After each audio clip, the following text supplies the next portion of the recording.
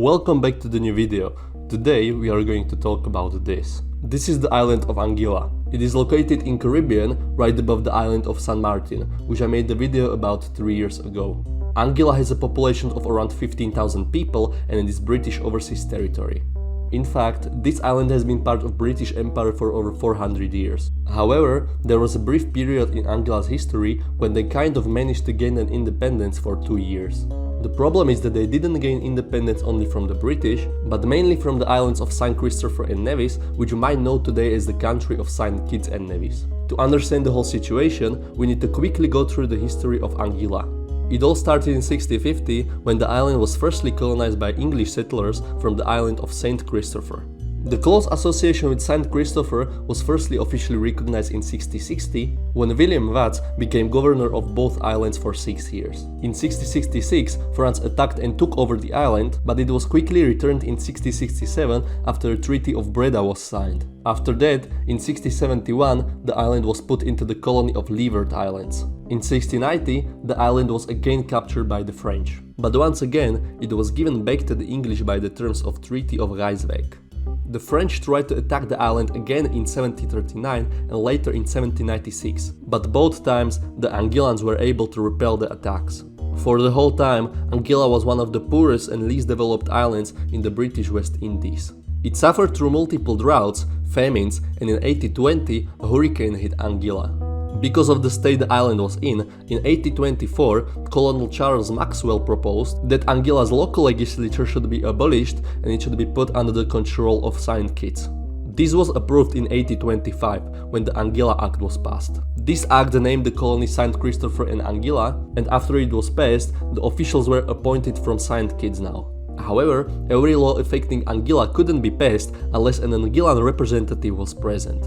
Right after its changes were implemented, Anguillans protested and wrote a protest letter to the governor-in-chief, complaining about the reduced power of the vestry. They were not ignored and in 1827 they got their vestry back.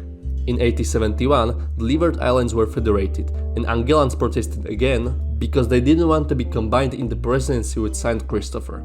They protested again in 1872 and both times nothing changed. 10 years later in 1882, Nevis was merged with St. Christopher and Anguilla. The funny part about this is that the name of the presidency, St. Christopher and Anguilla, was changed into the St. Christopher and Nevis, completely ignoring Anguilla in the name of the Union.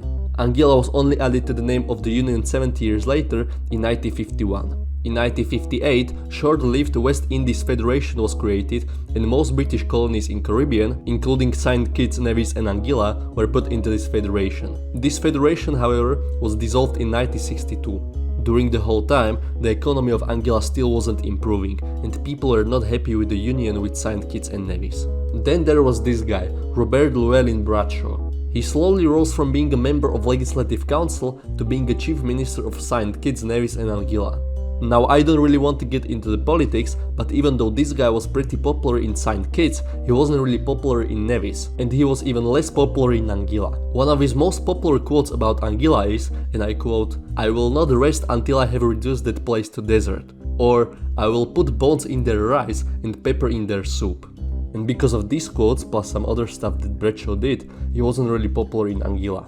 However, the last straw for Anguillans was in 1966, when talks began about turning St. Kitts, Nevis and Anguilla into an associated state. This would mean that these islands would be in charge of things like laws, but the UK would still control their foreign relations and defense. It's similar to the relationship between Niue and New Zealand. Niue makes its own laws, while New Zealand takes responsibility for the foreign affairs and defense.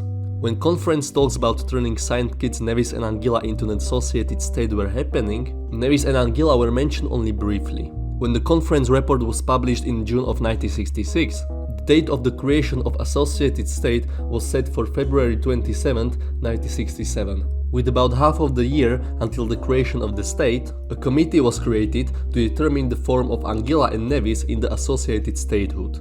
Together with British advisor Peter Johnson, they proposed that Anguilla and Nevis would each get a council made up of 6 elected members and 3 nominated members. This might sound pretty reasonable until you realize that Anguillans could only handle minor issues like street cleaning and dog licensing.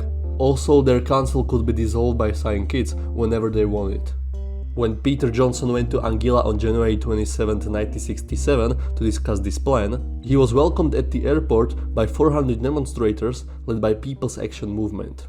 And there were more protests like this, but on February 5th it ended with protesters throwing stones at the island's police before being dispersed with tear gas. This resulted in Bradshaw sending out warrants for arrest of 11 people. These warrants included some pretty influential people in the whole movement like Ronald Webster or Atlin Harrigan.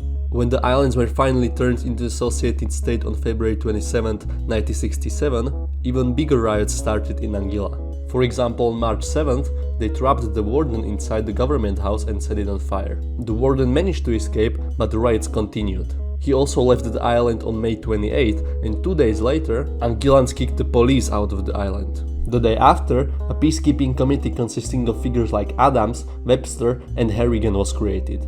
This committee was then sent to the St. Kitts, basically stating that Anguilla didn't want to be part of the Union.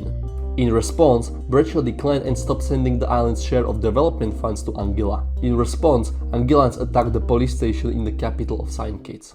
In response, Bradshaw detained 22 people, including the leader of the opposition party. Because of everything that happened, Anguillans held a referendum, asking people if they should secede from the Union.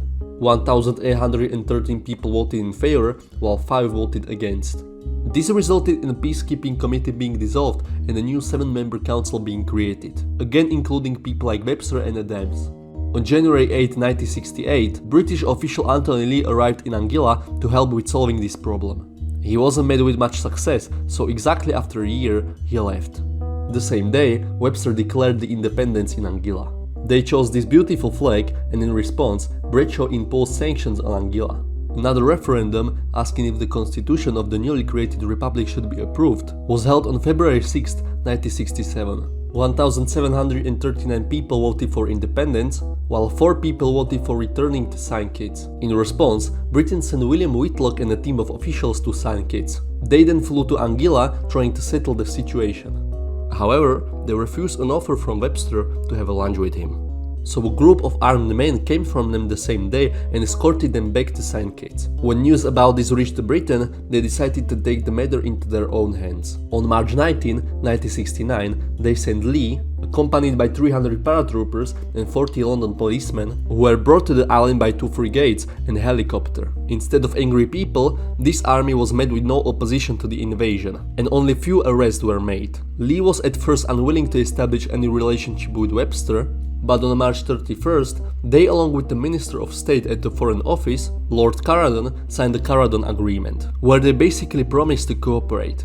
On April 20th, Lee was then replaced by ex-administrator of the Cayman Islands. His name was John Cumber, and together they slowly worked towards the Anguilla Act in 1971. This act placed Anguilla under British control, where they were still being part of the St. Kitts, Nevis and Anguilla Union. In 1976, Anguilla was granted the constitution, and in 1980, its union with St. Kitts and Nevis was formally ended.